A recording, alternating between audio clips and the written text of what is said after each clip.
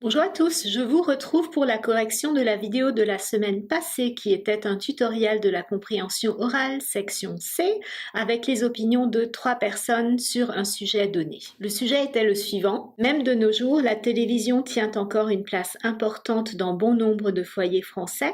De votre côté, lisez-vous encore les programmes télé? L'important était de bien déterminer quelle était la question posée, et la question posée, en l'occurrence, n'était pas la première partie, ce qui était une affirmation. La première partie même de nos jours n'est pas la question. La question commence à « De votre côté, lisez-vous encore les programmes télé ?»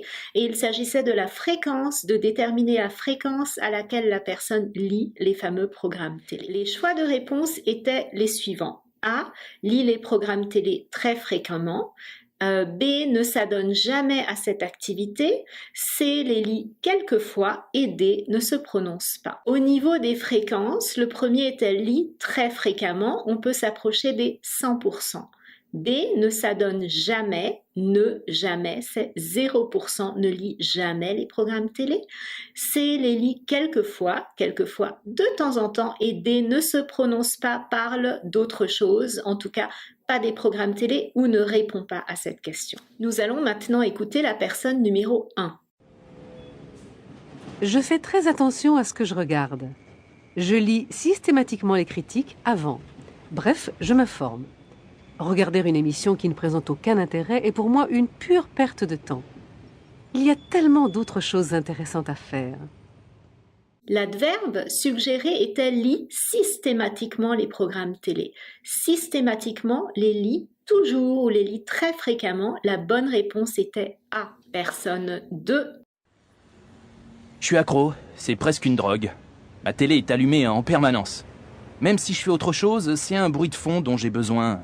Et puis, j'ai tellement peur de rater quelque chose. Si ça m'arrivait, je me sentirais exclu.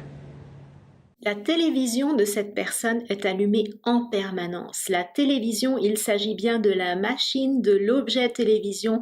La personne ne nous parle jamais des programmes télévisés. Or, la question est, lisez-vous les programmes télévisés? Il faut donc choisir la réponse D, puisque la personne ne répond pas à la question. Personne 3. En fait, la télévision, c'est terrible, parce que je suis du genre à passer des nuits entières à regarder tout et n'importe quoi.